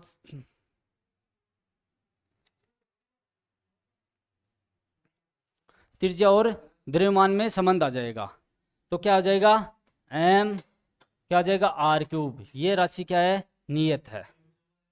तो क्या आ जाएगा, हम लिख सकते हैं, क्या लिख सकते हैं, m1/m2, इनमें संबंध आ जाएगा r1/r2 का क्यूब। थोड़ा सा हम करेंगे r³ ये रहा, दोनों गेंद के लिए कर रहे हैं, फर्स्ट सेकंड, फर्स्ट और सेकंड, ये गेंद के लिए हम कर रहे हैं। तो यहाँ से निकल कर आए, देखो m1/m2 हम दे रखा है, m1 भी दे रखा है, m2 भी दे रखा है, ये दोनों, वहाँ से त्रिज्या आ जाएगी। देखो m1 कितना दे रखा है m, और m2 कितना दे रखा है 8m, और r1/r2 का क्यूब। इसको दोनों तरफ क्या करेंगे, इसको क्यूब को सोल्व करेंगे तो 1/8 1/3 r1/r2, और r1/r2 निकल कर आएगा, इससे 1/2 निकल कर आएगा। आपको पता है 2 की क्यूब होता है 8 होता है, 2 की क्यूब 8 होता है। अब देखो यहाँ से आएगा vt क्या है,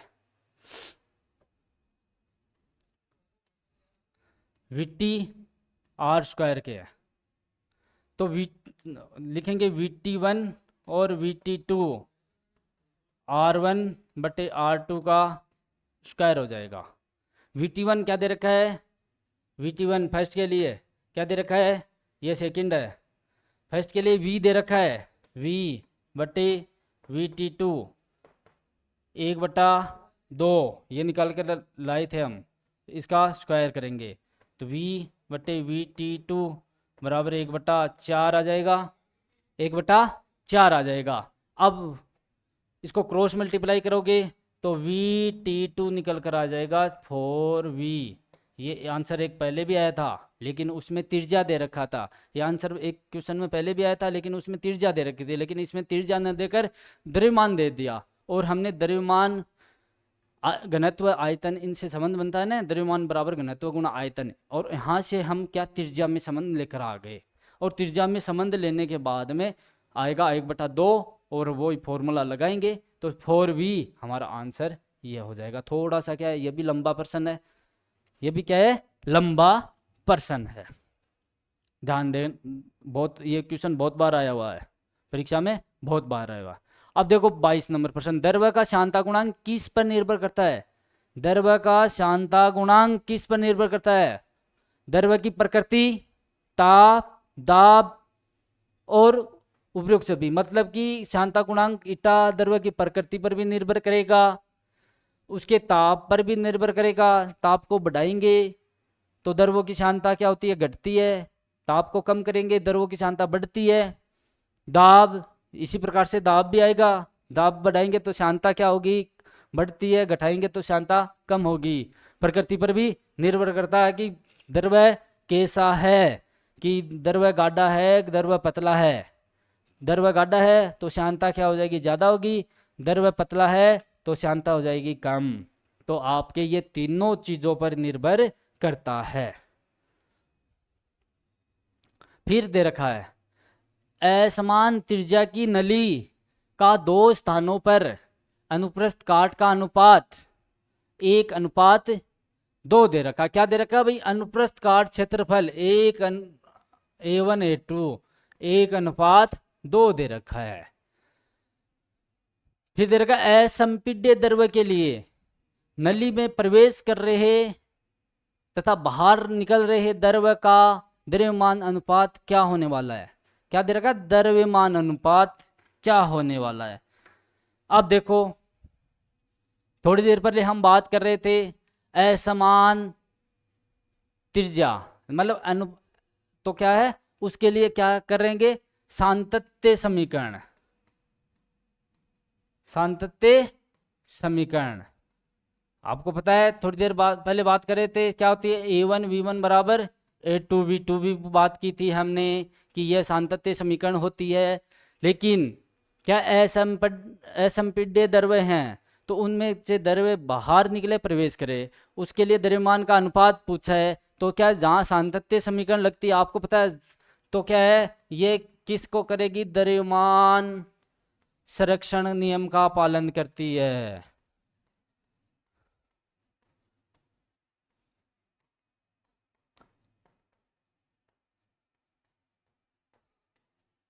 द्रव्यमान संरक्षण नियम का पालन करती है, मतलब कि जो द्रव्य प्रवेश कर रहा है उतना ही द्रव्यमान का तरल पदार्थ बाहर निकलेगा।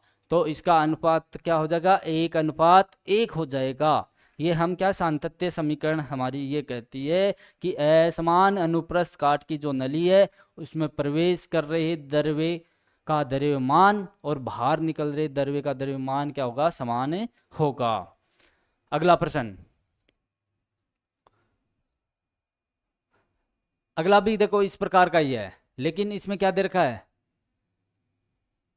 वेगों का अनुपात पूछ रखा है। अब की बार क्या पूछ लिया, सेम प्रश्न है। देखो असमान त्रिज्या की नली के 2 स्थानों पर अनुप्रस्थ काट क्षेत्रफल दे रखा है।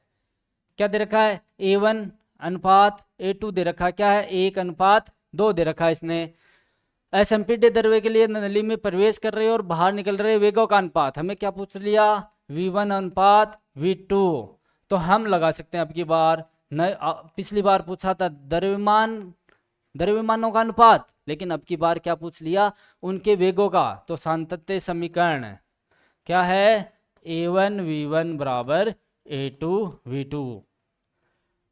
हमें क्या दे रखा है, A1 हम लिख सकते हैं A1/A2 बराबर V2/V1। ये तो A1/A2 क्या हो गया, 1/2 बराबर V2 अपॉन V1 आ गया। लेकिन ये नहीं होगा भाई, आप करोगे 1:2, ये नहीं होने वाला है। हमें ज्ञात करना V1/V2। V1 क्या है, जिस पहले अनुप्रस्थ काट क्षेत्र जिसका क्षेत्रफल A है और वेग यहाँ पर V है। दूसरा है ये वेग अनुप्रस्थ A2 है, ये V2 है। हमें V1/V2 पूछ रखा है। देखो V1 अनुपात V2 हमें क्या पूछ रखा है इसने, हम निकाल लिया V2/V1, तो इसको हम पलट कर लिख देंगे क्या, V1/V2 आ जाएगा। अंश को हर को अंश बना देंगे, तो क्या आएगा 2:1, और आपका ऑप्शन बी सही हो जाएगा। अगला प्रश्न, किसी बहते हुए द्रव्य में की ऊर्जा, भाई ये पूछ रहा है कि कोई द्रव्य बह रहा है, उसमें ऊर्जा कौन सी होती है, तो उसमें तीनों प्रकार की ऊर्जाएं पाई जाती हैं। कौन सी, बर्नौली प्रमेय में पढ़ते हैं ना, दाब ऊर्जा,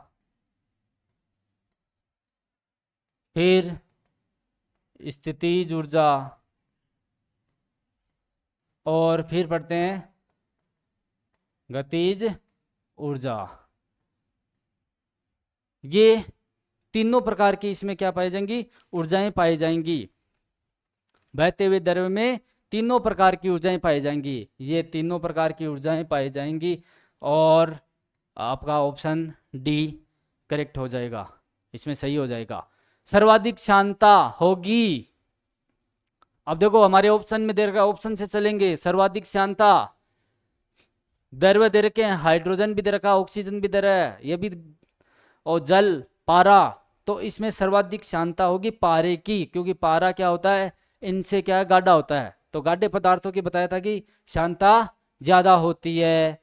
इसमें आप शहद भी आ सकता है, क्या आ सकता है, शहद, ग्लिसरीन, कोलतार जिसे आप डामर बोलते हो, इन, और पारा, इनकी क्या होती है, सर्वाधिक होती है। जो गाढ़े द्रव्य होते हैं ना, उनकी शांता सर्वाधिक होती है। अगला प्रश्न,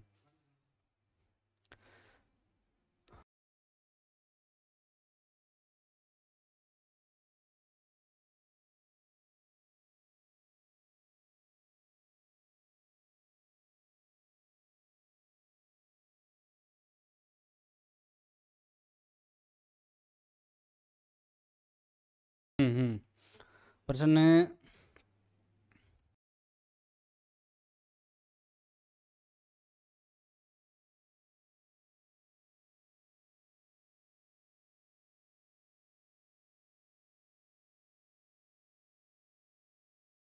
चलो स्टार्ट कर दिया।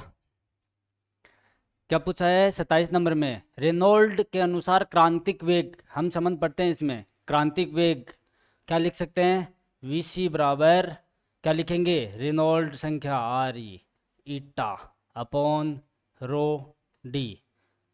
रो उस द्रव्य का घनत्व है, डी उसका क्या पढ़ सकते हैं, व्यास पढ़ते हैं, डी कैपिटल भी लिखते हैं, क्या लिखेंगे डी याद, लेकिन हमारे प्रश्न के अनुसार हम क्या लिखेंगे, स्मॉल लिखेंगे। ये रहा रो इटा, नहीं आर इटा अपॉन रो डी, ये आपका ऑप्शन ए हो जाएगा। ये तो डायरेक्ट क्या है, फॉर्मूला, इस पर बहुत बार प्रश्न पूछते हैं, डायरेक्टली इनडायरेक्टली चेंज करते रहते हैं। अगला प्रश्न है, एक वस्तु पर कोई परिवर्ती बल लग रहा है F बराबर 3 + 0.5 x न्यूटन। वस्तु को x बराबर 0 से x बराबर 4 मीटर तक गति करने में किया गया, हमें पूछ रखा है कार्य, क्या पूछ रखा है कार्य, तो हम देखो कार्य क्या होता है, W किसमें, इंटीग्रेशन में, x1 से x2 जब बल क्या है, परिवर्ती होता है, तो क्या लिखते हैं F.dx। तो इसका समाकलन भी करना पड़ेगा। x1 कितना है, 0 से लेकर 4 तक, f दे रखा है 3 + 0.5 x बट्टे dx, इसका हम समाकलन करेगा तो 3 का 3x + 0.5 x का स्क्वायर बट्टे 2, और इसकी लिमिट आ जाएगी 0 से लेकर 4 तक। इसको सोल्व करेंगे 4 इसमें मान रखेंगे तो आ जाएगा 3 × 4 प्लस 0.5 गुणा 4 का स्क्वायर कितना होता है 16/2 और 0 रखेंगे तो ये दोनों 0 रहेंगे, माइनस का क्या आ जाएगा 0 आ जाएगा। 3 को 4 से क्या आ जाएगा 12 प्लस है 2 का भाग लगे 8, 8 से इसको करेंगे 0.5 गुणा 8 क्या जाएगा 12, 4.0 क्या जाएगा 12 और 4 16 जूल। कितना आ जाएगा 16 जूल। आपका ऑप्शन इसमें सही हो जाएगा। अगला प्रश्न, चित्र में दर्शाए गए अनुसार द्रव्यमान 3 kg का त्वरण ज्ञात करना है। इस पर क्या ज्ञात करना है त्वरण ज्ञात करना है।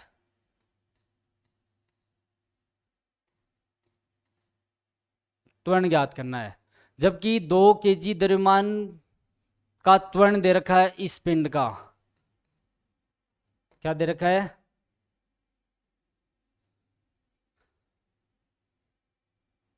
क्या दे रखा है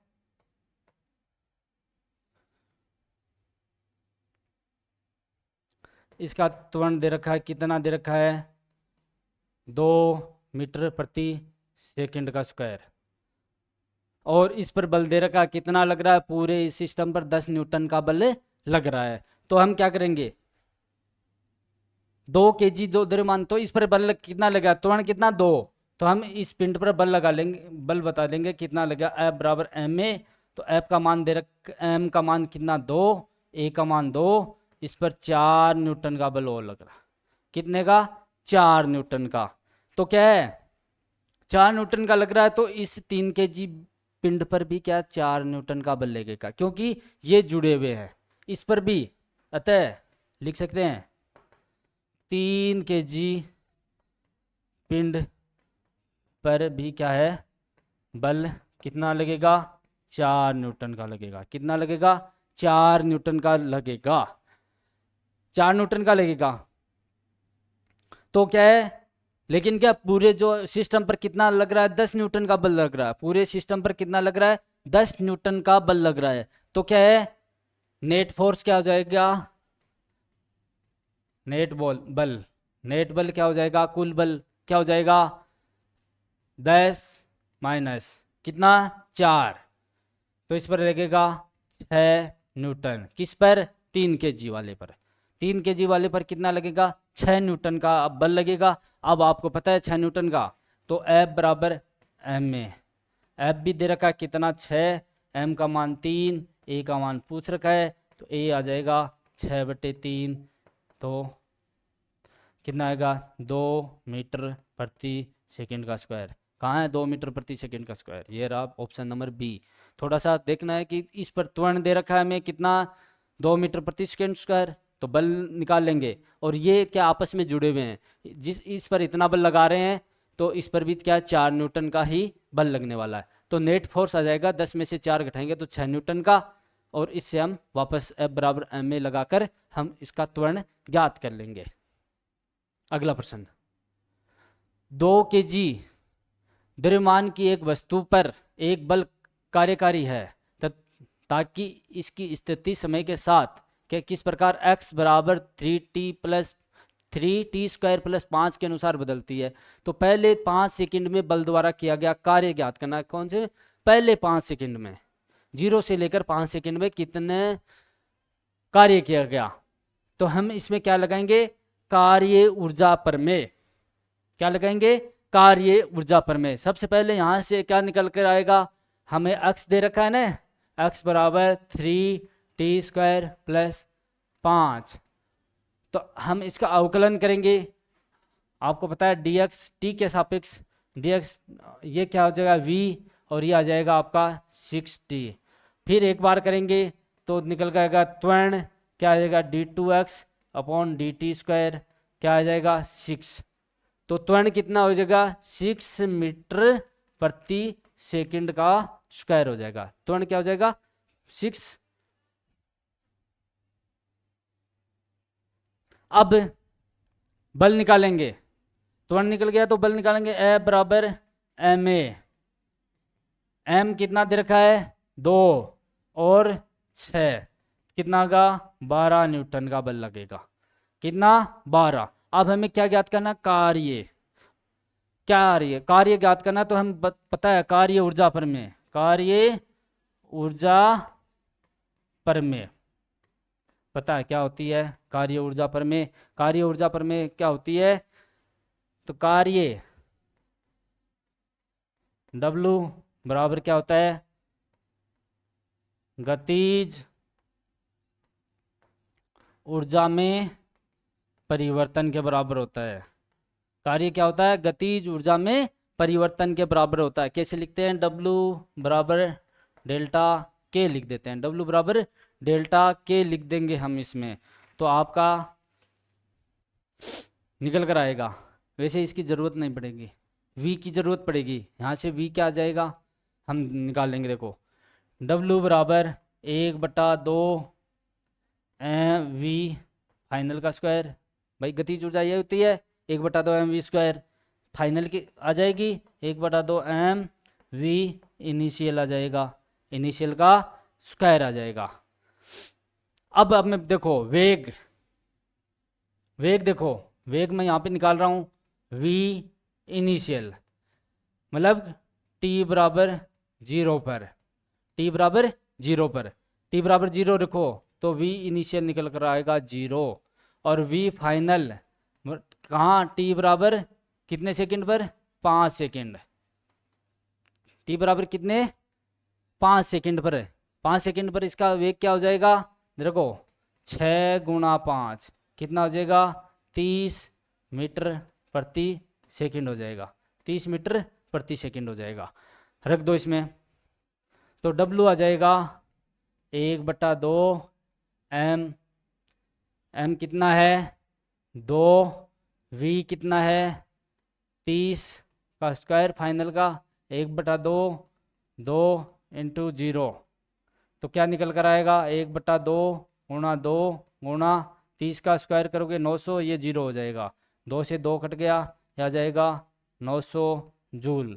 900 जूल कहाँ है, सी ऑप्शन में। वैसे इसकी ज़रूरत कई बार क्या बल भी पूछ लेते हैं, कितना बल है ये भी पूछ लेते हैं, तो ये भी पूछ लेते हैं, ये भी पूछ लेते हैं। अगला देखो, कार्य ऊर्जा प्रमेय डायरेक्ट लगा देना, हो जाएगा ये प्रश्न।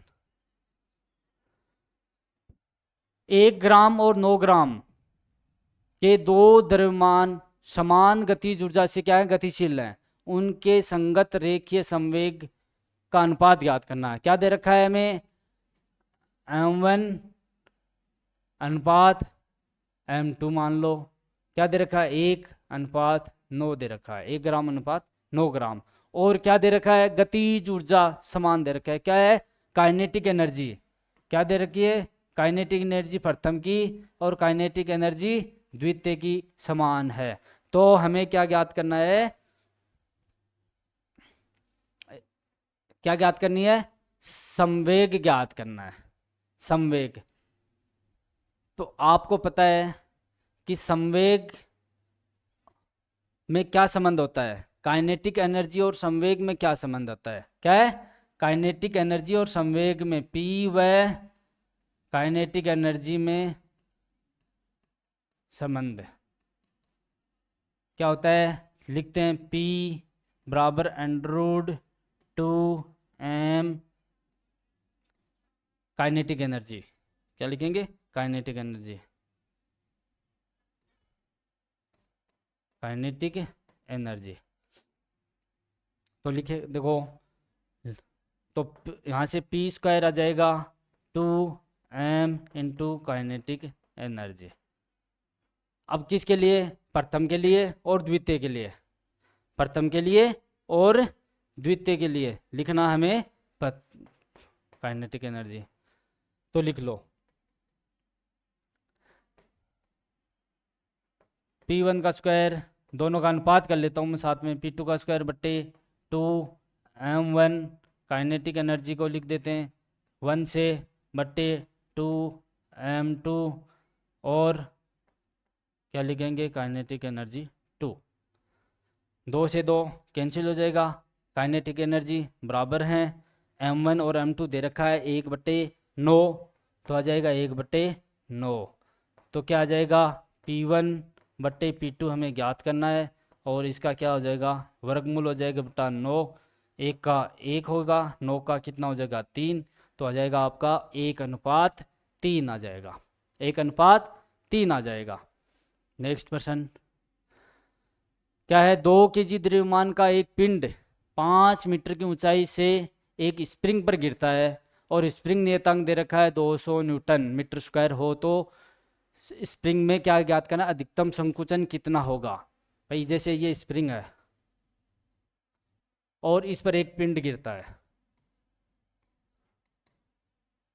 तो पिंड में संकुचन होगा और क्या होगा, अधिकतम संकुचन होगा, तो क्या स्प्रिंग नीचे दबेगी, और वो हमें इस अक्ष का मान ज्ञात करना है, इस अक्ष का मान ज्ञात करना है। अब आपको पता है h ऊंचाई से तो ऊर्जा में ही परिवर्तन है, तो क्या है, h ऊंचाई पर ऊर्जा थी mgh, और अक्ष क्या है, वो संकुचित हुई, तो ऊर्जा क्या हो जाएगी इसमें mgx और आ जाएगी।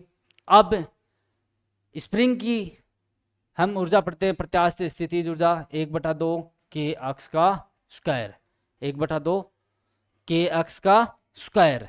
अब देखो क्या क्या हमें दे रखा है, m दे रखा है, g दे रखा है, और अक्ष से हमें ज्ञात करना है, और k दे रखा है।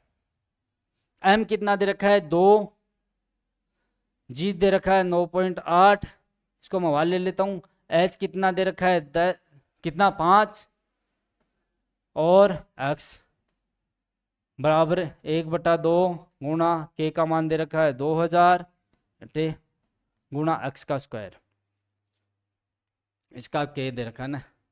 अब देखो थोड़ा सा करेंगे, गुणा करोगे आप तो एक आपके सामने क्या निकल कर आएगी, 8 दूनी 16, 9 दूनी 18, 1 19, 19.6 प्लस x बराबर है क्या आ जाएगा 1000 x का स्क्वायर। थोड़ा सा और करोगे 30 95 98 प्लस 19.6 बराबर 10 x का स्क्वायर। क्या ये एक द्विघात समीकरण है, क्या निकल कर आई, द्विघात समीकरण। और इसको हम सोल्व करेंगे किससे, या तो आप गुणनखंड कर लो या आप करोगे श्रीधराचार्य फॉर्मूला होता है x बराबर क्या होता है -b plus minus √ b square -4ac/2a। ये लगाओगे आप तो यहाँ से सीधा x का मान निकल आएगा, तो b लगाओगे तो इस समीकरण को बनाओगे 1000 x का स्क्वायर 19.6x -98 बराबर 0। ये एक द्विघात समीकरण निकल गया है। यहाँ से क्या लोगों देखो b का मान क्या है, x का गुणांक होता है -19.6 प्लस माइनस √ b का स्क्वायर वापस 19.6 का स्क्वायर, ये माइनस का है, फिर क्या है -4, a का मान दे रखा है कितना 1000 x स्क्वायर का गुणांक और गुणा माइनस का 98 बट्टे थोड़ा सा कैलकुलेशन बड़ी है 2 गुणा a का मान दे रखा है 1000, तो कैलकुलेशन निकालोगे लास्ट में निकल कर आ जाएगा इसका 0.31 मीटर। कितना निकल कर आएगा 0.31 मीटर। ये कैलकुलेशन थोड़ी सा बस। क्या पूछा है, शक्ति पूछा है। शक्ति क्या होती है, P बराबर सदिश के रूप में F, इसका डॉट प्रोडक्ट किसके साथ, V के साथ। F दे रखा है 20I plus 15J minus 5K dot product 6I minus 4J plus का 3K डॉट प्रोडक्ट करेंगे तो इसका I का I के साथ 20 × 6 प्लस 15 गुणा माइनस का 4 माइनस 5 × 3 120 माइनस 60 माइनस 15 करोगे आप कितना 75 घटाओगे तो कितना आ जाएगा ये 45। क्या आ जाएगा 45 वाट। कितना आ जाएगा 45 वाट। अगला प्रश्न, एक अश्व शक्ति 1 HP किसके बराबर होगी? हॉर्स पावर 746 वाट के, 746 वाट के बराबर होगी। शक्ति का ऐसा ही मात्रक, शक्ति क्या होती है? P बराबर हम लिखते हैं W/T। क्या लिखते हैं? W/T लिखते हैं। या ये न लिखो तो आप लिखते हो क्या? थोड़ी देर पहले लगा F/V। F क्या था? बल, और V क्या है? वेग। बल का आपको पता मात्रक क्या होता है? आप न्यूटन लिखते हो। न्यूटन ने ना लिखकर क्या लिखोगे? kg गुणा मीटर बट्टे सेकंड का स्क्वायर गुणा वेग क्या होता है? मीटर बट्टे सेकंड। तो क्या लिखोगे आप? kg गुणा मीटर कितना? 2 मीटर का स्क्वायर गुणा में दे रखा है सेकंड कितना है? 2, ये 3 माइनस का 3 क्या जाए? kg, ये रहा kg मीटर का स्क्वायर सेकंड की घात माइनस का 3। फिर क्या है? किसी वस्तु का वेग दुगुना कर दिया जाए तो उसकी गतिज ऊर्जा, देखो वेग क्या है? पहले v था, अब क्या है? v डैश क्या कर रहे हैं? 2v। गतिज ऊर्जा काइनेटिक एनर्जी आपको पता है क्या है? पहले कितनी? 1/2 mv² थी। अब क्या हो जाएगी काइनेटिक एनर्जी? डैश में 1/2 mv डैश का स्क्वायर। तो v डैश का मान रखेंगे क्या है? 2v का स्क्वायर। तो करोगे आप 4 1/2 mv²। तो क्या आ जाएगा? ये क्या है? v के बराबर है, तो आ जाएगी 4v। काइनेटिक एनर्जी कितनी हो जाएगी?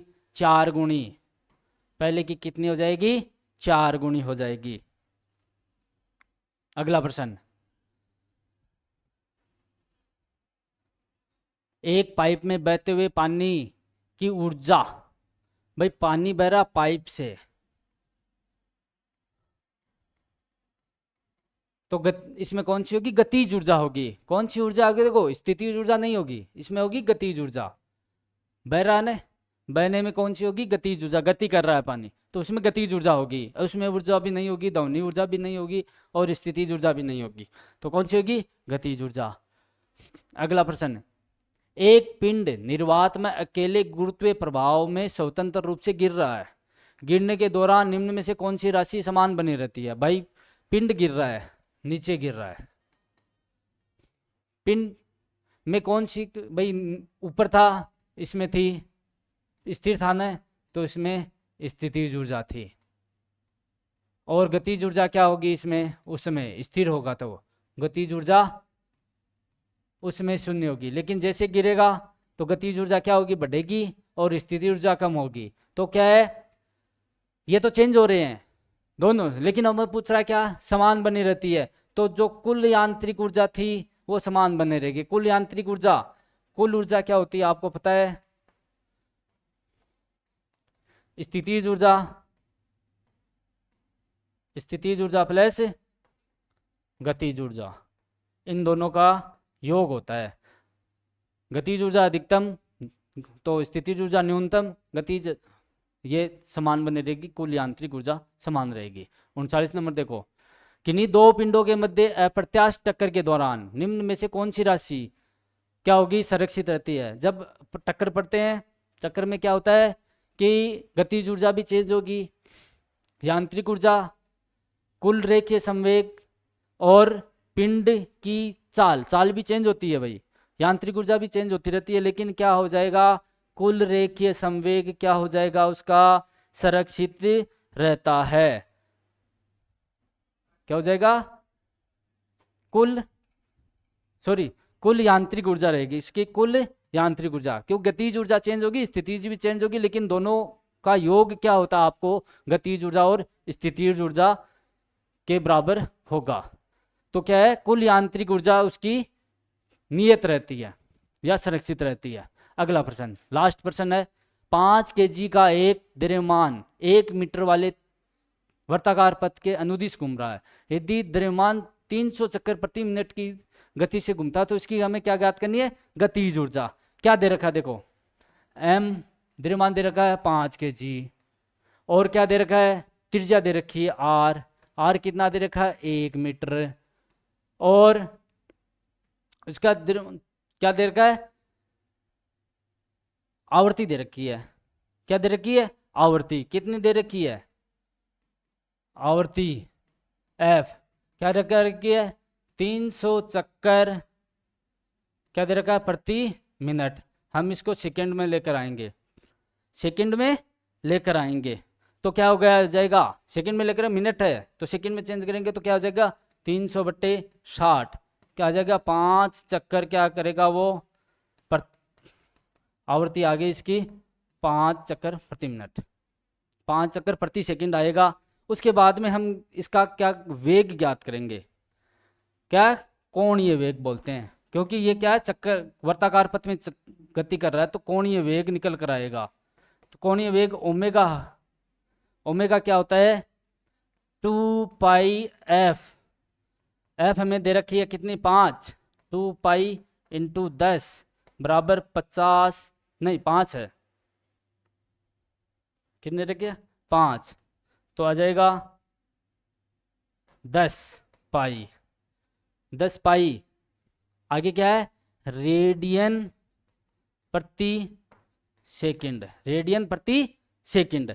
अब देखो गतिज ऊर्जा किसके लिए पूछ रहे हैं, जो पिंड क्या है किस में गति का, घूर्णन गति, घूर्णन गति में क्या होता है गतिज ऊर्जा, घूर्णन गति में गतिज ऊर्जा कैसे लिखते हैं, गतिज ऊर्जा बराबर 1/2 m ओमेगा स्क्वायर, ओमेगा हमने निकाला m हमें दे रखा है तो दे दिया 1/2 m का मान कितना है 5, ये है 10π